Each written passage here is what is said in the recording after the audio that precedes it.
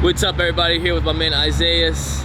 All right, we're gonna start a little interview, and yeah, so stay tuned. I was in his shoes 6 years ago. 6 years ago, I was exactly where he was.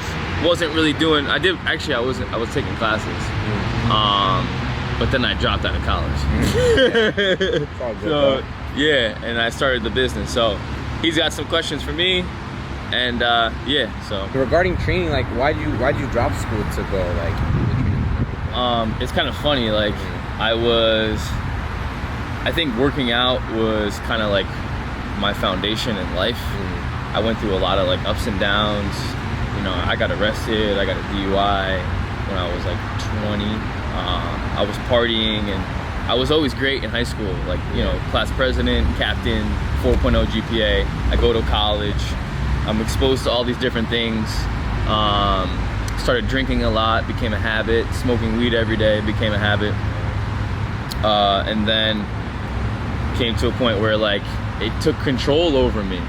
And you know, I got arrested, like I said, had the DUI, and then I like had to like face myself. It's like, yo, like almost like an identity crisis. Yeah. It's like you look at yourself in the mirror, like, who are you? You just got arrested? Like, what are you doing? You were just a captain. You went played 2 sports in college. Like, now you're back home and you're going to court. Like, you know, and for me that was like, whoa, you know, like what's going on?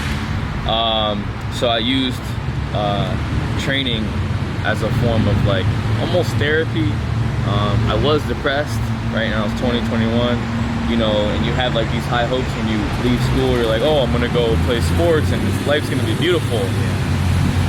But then you realize, you know, it's like, all right, you have to grow up quickly, and all this stuff happens. So the working out helped me like get out of depression. It helped me almost recreate like that identity for myself, because I didn't have the football anymore, and football was my life, 15 years.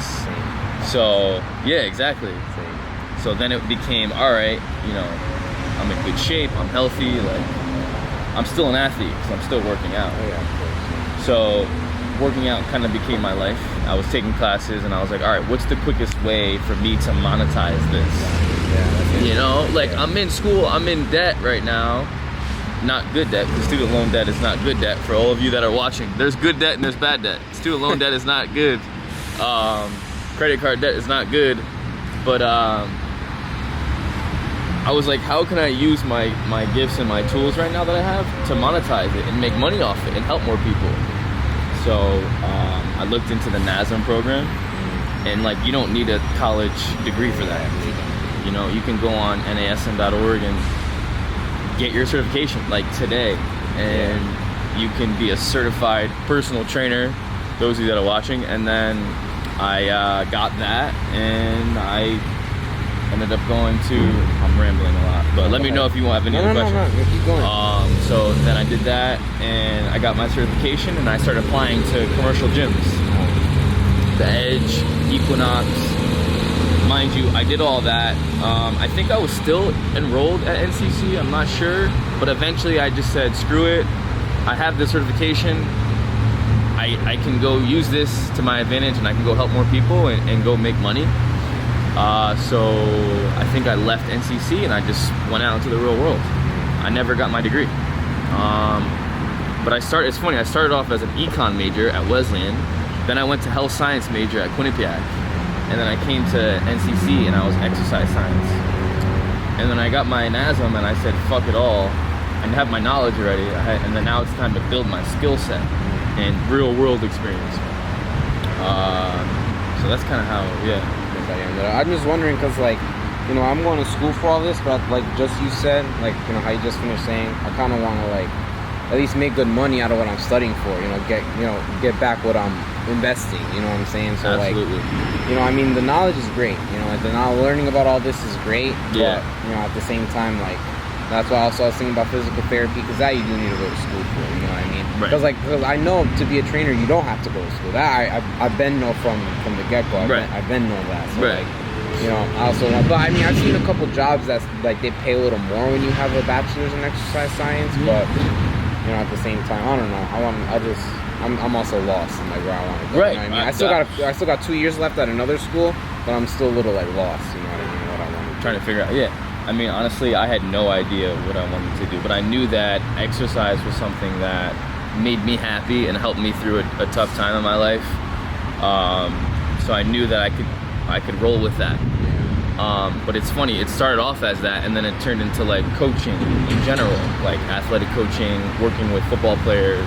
Now I work with kids, and so personal training is a part. So that training turned into like an actual business. Yeah. So it went from Damian Vega, the athlete, the college dropout, to Damian Vega, the personal trainer, to then Damian Vega creating Be Monumental LLC, which is now my business. So the personal training is a facet of the business, but then there's also like youth coaching involved in, even like public speaking and things like that. So things evolve, but my thing for you is you're always going to be Isaias Martinez, right? And that's like, you can change whatever you want, right? You don't have to label yourself as, I wouldn't put a label on you and say, hey, I'm a physical therapist. Like, I hate when people call me a personal trainer, because I'm not, right? I'm a businessman, I'm an entrepreneur, I have a business. So, I mean, I tell people, yeah, personal training is something that I do, but that's not who I am. I like that. So say you get your degree in exercise science. Yeah, you could do personal training for people. It's like, hey, Isaiah, can I get a session? Yeah, I do personal training. And then you get your doctor of physical therapy. And it's like, oh, yeah, I can do physical therapy for you. Yeah. I'm not a physical therapist, right? I'm Isaias Martinez, who has all of these qualities and skills. Yeah. And the thing is, like, there's no ceiling on what you can do either. Like this right here, people make a living off of filming themselves. Like, there are YouTubers that have no college degree, don't have any certifications of any sort, but are making $10,000 a month off of YouTube subscribers, right? Yeah. So there's things that anything you can do. Yeah. That's kind of how it started, And then regarding the business, was it a rough start at first, like starting the business? Oh yeah. It's always like really. The hardest part is the initial start. Started training out in the real world, we trained at a park. Literally, we started training at a park, and then I had access to like a small gym, and I went train there, and it took a while, but it took many like situations where like I was uncomfortable, and you had to like talk to people about, like, oh, like this is what I charge, and you gotta like, this is how I charge. That's I'm like an awkward on that conversation. Stage. Yeah, I'm sure people are hitting you up to like train them, right? Yeah, well, right now actually at the NCC they have the wellness center there, and I actually work there. And there's people that have like hit me up to try to do like at home and stuff. But with school, it's hard to get around to that. You know what I mean? Like being a full-time student, and I do have another part-time job. I was working 2 jobs before this whole pandemic, because the gym closed at NCC now this semester. But before I was working at Staples, and I want to leave there because I'm miserable there, and I'm trying to get into that field. Right now, I know LA Fitness and Planet Fitness are hiring. I'm trying to get at least into the gym world. You know what I mean? Even if it's 100%. Like you said, you weren't too happy there, but I just want to leave Staples and get into like I said, the world of exercise science, even if it's just training, front desk, whatever. That's where I stand. I don't know what I want to do when I'm done. You know what I'm saying? But again, I got 2 years to kind of figure out what I want to do. Well, I think part of it is too, and what I was always told was like, all right, figure out what you want to do, and like, in my mind, when people would tell me that, I would think that, okay, I'm gonna have this thing that I'm gonna do with my life. But as I'm getting older, I'm realizing that that thing always changes. It does. I see that, and there's always more to do, and you don't have to just do one thing. So I was like, okay, so like I did a lot of training for a while. I'm still doing training. I have clients today, but then it turned into like, all right, you can train and you can coach at the same time. And you can actually become a businessman. Matter of fact, you can become an entrepreneur, right? You can vlog, you can train, you can coach, you can build a business. So, and I see a lot of qualities that I have. I see them in you too, right? You're very driven, and you want to have that purpose in life. And I think when we know we have a purpose, and you do have a purpose, you just told me your purpose. Yeah. Your buddy keeps shouting you out. It's like, dude, you changed my life. So you have a purpose in life, and that's to change people's lives. Yeah. So there's only so many of us in this world, right? You're one of them, I'm one of them. You know, my girlfriend's one of them, like my mom's one of them, like, and we impact people around us, and we help the world be a better place.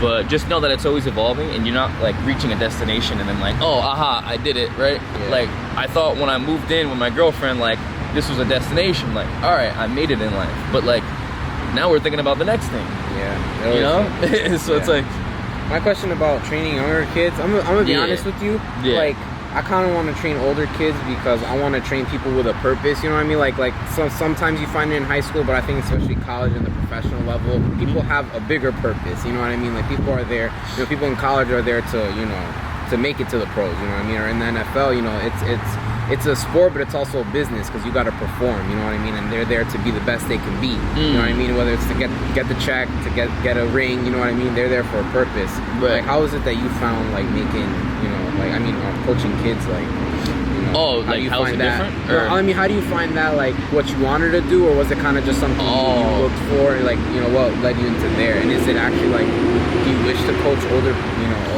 athletes, or?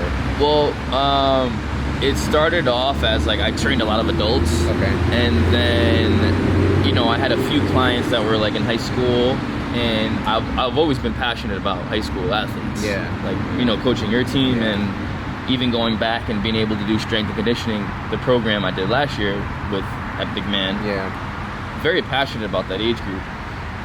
Then I got introduced to like the 6, 7, 8, 9-year-old group, which I've been doing a lot throughout this year during the pandemic. And it's fun. You have to learn how to like change your tone and figure out what's going to resonate with them at that young age. Yeah. Right? And what's going to motivate them. And then it turned to like one of my clients who has children was like, oh, you know, would you be willing to do a youth group with them and their friends? So it's like a group of 6. Opportunity, basically. Literally, it's like knocking on your door. Yeah. And that, a lot of this really came from like, hey, would you be willing to do this? It's like, yeah, let me go do this. Yeah. And then that turns into like, oh, do this and then do this. So it's literally like the universe is gonna really put in front of you what you want it, what you want it to really, and what you're asking for. Yeah. So if you're saying universe, you know, I want a coaching position somewhere, or universe, you know, I want an internship at this physical therapy place, like it's gonna provide you with that 100%. Like no matter what you want, you just ask for it, write it down, and it'll be there. But I'm starting to love the younger kids groups more and more. It's just learning to have a different tone with them and learning to like keep it fun. Like you really have to keep it fun with them. So it's not like you're thinking in your mind, all right, like we're gonna do lunges and then we're gonna do squats and then do a plyometric. It's more so like, all right, how can I create a game that involves fitness and involves their sport? Younger kids, like you got to learn to take a knee and you got to be eye level with them, and you have to change your tone, crack jokes, and keep it fun. But I think that's what's beautiful about like what we do as coaches. You know, we have to change our tone and we have to be able to adapt in certain environments. But let's be honest, your family grew up in NOLA? Yeah. Did your parents live here growing up? My dad did. My mom grew up in Puerto Rico. Your mom grew up in Puerto Rico, and they had to create their own destiny, right? Like they had to work for their shit, right? So they had to adapt every day. And they're teaching you, like, listen, Isaiah, it's like, go out there and get it. Like, this is how we did it. We hustled. So that's in your blood, bro. And that was in my blood. So like, that's, you know, we're built to learn to adapt. We're built to go take a risk. We're built to, you know, learn on the fly and be uncomfortable. So I could see you, maybe doing your physical therapy, but I could also see you, you know, being an entrepreneur and doing it all. Get your physical therapy doctorate, and get your training certification, and just keep moving and just keep trying new things. So, I wanna be able to expand what I do. Yeah, for sure. You mind if I? Questions? You mind if I record you because it's wet? I don't want to write on the paper. Yeah, for sure. Just to record you.